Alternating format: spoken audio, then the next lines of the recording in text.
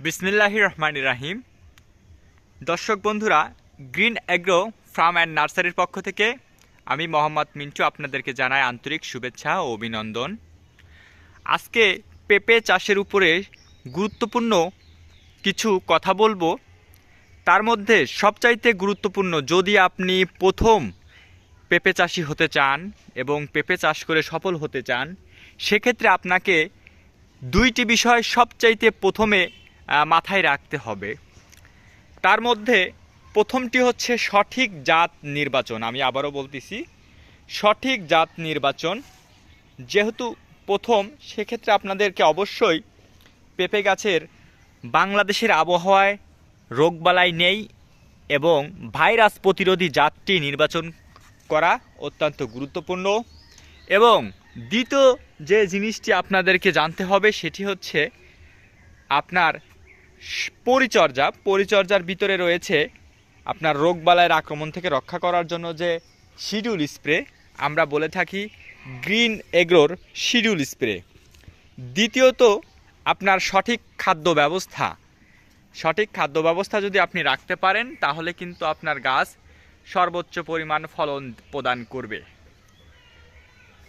দর্শক বন্ধুরা, প্রথমেই বলি, আপনার সঠিক জাত নির্বাচনের ক্ষেত্রে অবশ্যই আপনারা বাংলাদেশের আবহাওয়ার এবং উচ্চ ফলনশীল আপনার এই যে রাজাশাহী জাতটা আপনারা দেখতে পাচ্ছেন, এখানে আমরা 3 ক্যারেট আজকে আমাদের এই পেঁপের চারা 300 চারা চলে যাচ্ছে কুয়াকাটা।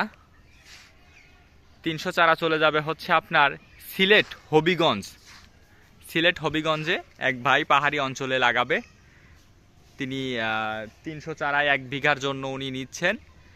তো এই চারাগুলো রাজাশাহী জাতের বৈশিষ্ট্য হচ্ছে প্রতি গাছে তার জীবনকালে এটি 3 মাস বয়স থেকে ফুল ফল আসা শুরু করে, অর্থাৎ 5 মাসে হারভেস্ট এবং বাকি 5 মাস সে প্রায় 4 থেকে 5 মণ ফলন দিয়ে থাকে, যদি আপনি খাদ্য ব্যবস্থা সঠিক রাখতে পারেন এবং পরিচর্যা ঠিকমতো করতে পারেন। অন্যান্য hybrid green lady, first lady, top lady, red lady এগুলার থেকে কিন্তু এই জাতটি ফলন বেশি দিয়ে থাকে, কারণ এই জাতের ফলের আকার প্রায় 4 থেকে 5 কেজি এক একটা, গড়ে আপনার 4 কেজি, 3-4 কেজি, আর আপনার লম্বা সাইজের, পাকলে মিষ্টি।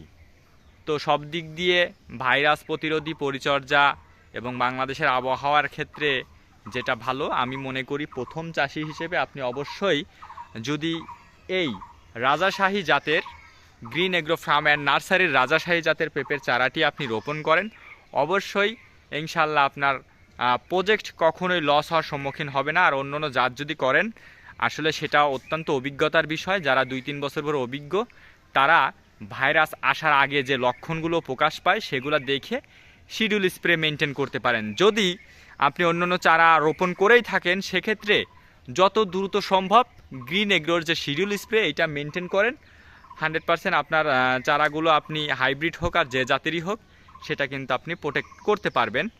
তো দর্শক বন্ধুরা, ধন্যবাদ।